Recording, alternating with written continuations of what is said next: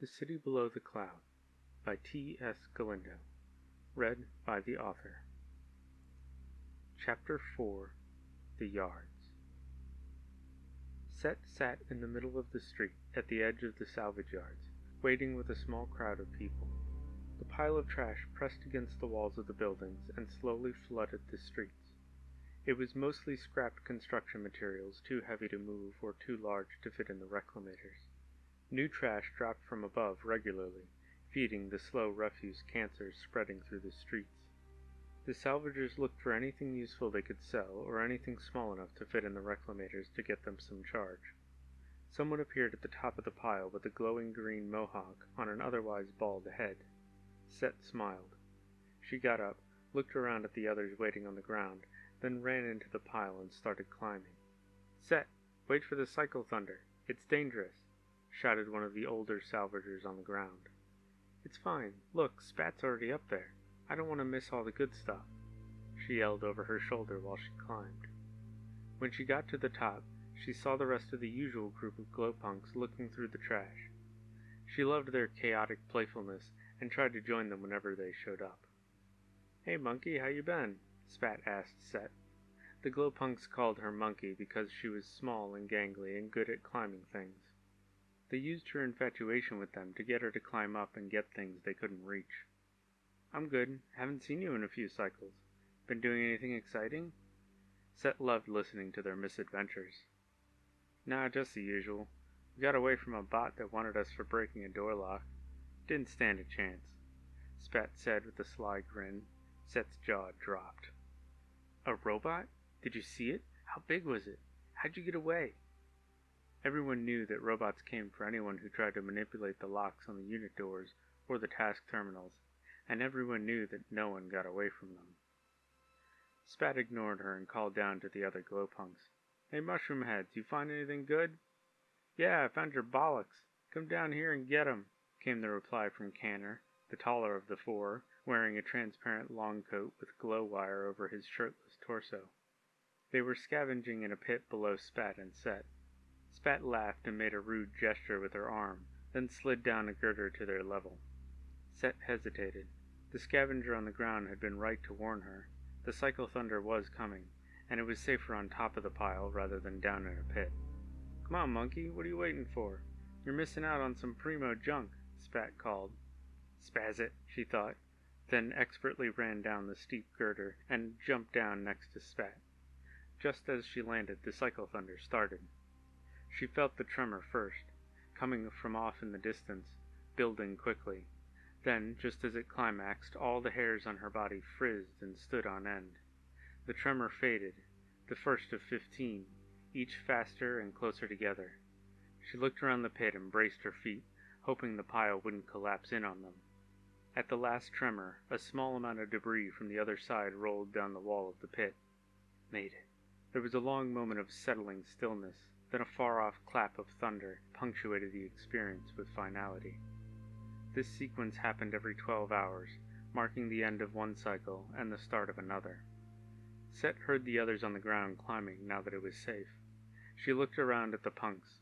Spat and Canner were wrestling over a scrap of metal. Jax was jumping up and down on a pipe, trying to dislodge it from the surrounding junk. His boot slipped off the pipe while coming down, smashing his face into it. He rolled over laughing. Blood from his nose covered his face. Puke's legs stuck straight up in the air while the rest of her body was inside a hole she was investigating.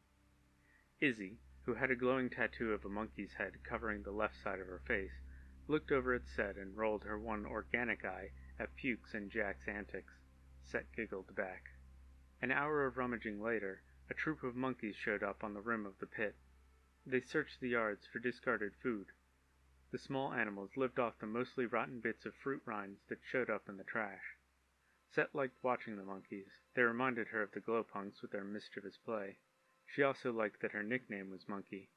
It made her feel like she was one of them, like it was her punk name. Canner, however, was not fond of their furry visitors. A monkey bit him once, and ever since he hated them. He picked up an empty water can and yeeted it at the animals, hitting one on the back of the head. The troop scattered, screaming as they went. "Yeah, got it! Did you see that?" he shouted. Hey, we could have deposited that. Leave 'em alone. They ain't hurting no one, Jax scolded. Tell that to my ear. One of them nearly bit it off. Them's vicious little bastards. Yeah, I remember. I was there. You were trying to force it to sit on your shoulder. It just wanted to get away from you, just like everyone else, eh? Ha ha. They started wrestling around, play fighting. Jack scrambled up the side of the pit and started throwing things down at Canner and jumping around like a monkey to mock him. Canner climbed up and tackled him. They continued wrestling on the edge of the pit. Spat and Izzy cheered them on from below. Set went over to help Puke dislodge a long piece of metal. Did you really get away from a bot for breaking a door lock? She asked. Nah, don't listen to Spat. We found a unit with a broken lock and were crashing in it when we thought we heard something, so we ran. It was probably just someone else looking for a room. She likes to think she's a badass. Puke replied while she casually sat back and started picking at her peeling skin. She never wore a shirt, so she was constantly being exposed to the acid rains. Her skin was a splotchy slate gray. Set was a little disappointed. She liked to think the glowpunks were every bit as exciting as Spat pretended they were. If she didn't have Kalan to take care of her, she'd go with the punks. She figured she'd leave and go with them at some point anyway, but she couldn't leave yet. Jax and Canner's wrestling had turned into a tussle. Jax had thrown a soft punch that landed hard on Canner's eye, who then started getting more aggressive. He started shoving Jax toward the edge. Spat called up. Alright, that's enough. Izzy yelled. Knock it off, one of you are going to end up spazzing out. Set and Puke turned to look up at the fight. Canner hit Jax hard in the face, spinning him around. Jax lost his footing and started falling face first into the pit. Set saw the panic in Jack's eyes, and Canner's hand grabbed Jack's arm. There was a muffled pop, and a spark jumped between Canner and Jax. Jax fell forward into the pit, unconscious, and Canner fell backward up top. Damn it, I told you, said Izzy. She sighed, picked up a long piece of plastic, and poked at Jax. Canner, you dead? Laughed Spat while she climbed up. Izzy and Puke flipped Jax on his back and opened his vest. Puke put her ear against his chest while Izzy poked his face trying to wake him up. Canner! Canner, wake up! Canner, no! Spat screamed from above. Puke, Set, and Izzy looked up. Puke said, He's fine, come on, referring to Jax. They all scrambled up the side of the pit. Spat was angrily beating on Canner's chest. He's fried, sobbed Spat. You mean he's dead? But how? Set stuttered. He must have grabbed him right when he spazzed. Damn it, Canner, you idiot. I told you. Set didn't know what to say or feel. She'd never seen anyone get fried before. She'd heard about it, but didn't really understand it. She knew never to attack someone because if they got too scared, they'd spaz out, and if you were touching them when they did, you'd get shocked and most likely end up dead. What really happened was that when someone had an intense spike in adrenaline, the nanobots scattered throughout their body, interpreted as an attack. They'd consume all the chemical energy around them, convert it to electrical energy, and release it, effectively turning the person into a living stun gun, but on a deadly level. The process left the nanobots destroyed, and the person exhausted, sometimes unconscious. If the person who spazzed actually was being attacked and was in contact with their attacker, the attacker was almost always killed. The positive side effect was that physical violence was almost unheard of in the city. The mortal risk was too great. Set sat to the side, feeling numb, while she watched the rest of the punks strip Canner's body and divide up his few belongings. Puke took his transparent long coat and put it on, then kissed his hand and went back down into the pit. Set saw her wiping tears from her eyes as she left.